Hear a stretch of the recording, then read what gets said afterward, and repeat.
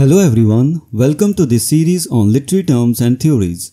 And in this video, we are going to discuss Anacreontic verse. Introduction. Anacreontic verse is a poetic form named after the ancient Greek poet Anacreon of Teos, who lived in the 6th century BCE. Known for his poems celebrating love, wine, and revelry, Anacreon's influence has extended far beyond his time, impacting poets and writers across various cultures and centuries. The tradition of Anacreontic verse, characterized by its light, lyrical nature and themes of hedonistic pleasures, has been embraced by poets in France, Italy, Germany, and even England, though it is less common in English literature.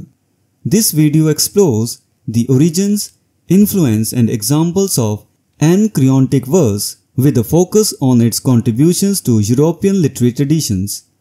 Origins and characteristics of Anacreontic verse. Anacreontic verse originated with Anacreon of Teos, whose poetry was centered on themes of love, wine, and simple pleasures of life. His verses were often short, lyrical, and infused with a sense of joyous celebration. The collection, known as Anacreontia or Anacreontics, consists of approximately 60 short poems that embody these themes. The structure of Anacreontic verse is typically simple and rhythmic, making it well suited for musical accompaniment, a common feature in ancient Greek poetry. The primary characteristics of Anacreontic verse include themes of love and wine. The poems often explore pleasures of love, the joys of drinking, and the fleeting nature of life. Light and lyrical tone. The tone is generally light-hearted, celebratory, and sometimes playful. Simple structure. The verses are usually short with a straightforward meter that emphasizes their musical quality. Influence on European literature. Anacreontic verse had a significant influence on European literature, particularly during the Renaissance of Enlightenment periods. In France, poets like Pierre de Ronsard and Rémy Belleau were inspired by the Anacreontic tradition, incorporating its themes into their own work. Ronsard, a leading figure of the French Renaissance, admired the classical forms and often emulated the style and spirit of Anacreon in his poetry.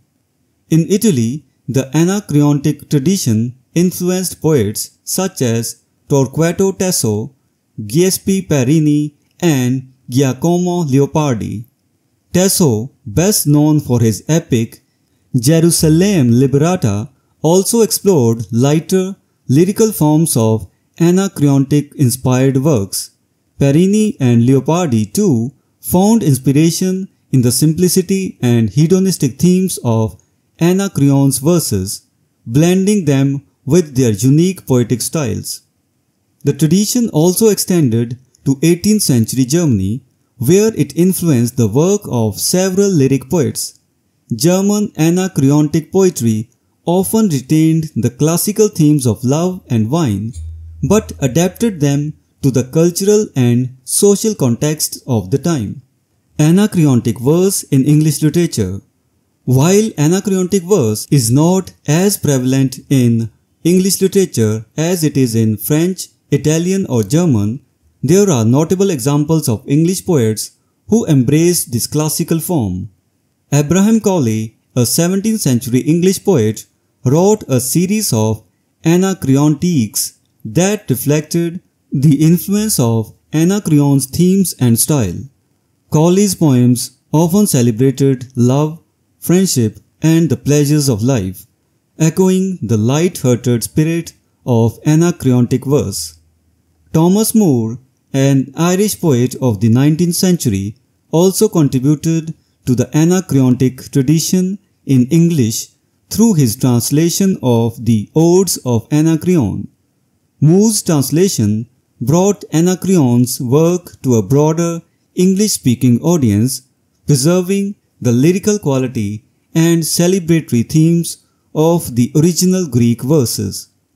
One of the finest examples of Anacreontic verse in English by Thomas Campion, a poet and composer who lived between 1567 and 62. His poem captures the essence of the Anacreontic spirit, blending themes of love and time with a rhythmic and lyrical structure. Follow, follow, though with mischief, armed like whirlwind, now she flies thee. Time can conquer love's unkindness. Love can alter time's disgrace. Till death faint not, then but follow. Could I catch that nimble traitor? Scornful Laura, swift-foot Laura, soon then would I seek avengement. What's that avengement? Even submissly, prostrate then to beg for mercy.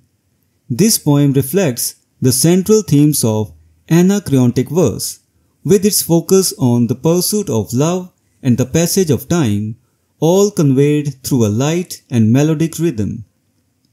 Conclusion: Anacreontic verse, with its roots in ancient Greek poetry, has left an lasting legacy in European literature.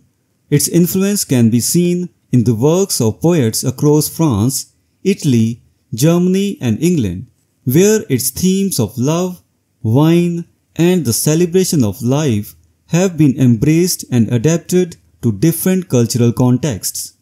While less common in English literature, the tradition has nonetheless produced some notable works, demonstrating the enduring appeal of Anacreon's lyrical style. The simplicity, musicality, and joyous spirit of Anacreontic verse continue to resonate with readers and poets alike, reminding us of the timeless pleasures of love and life. So this was the discussion on the term Anacreontic verse.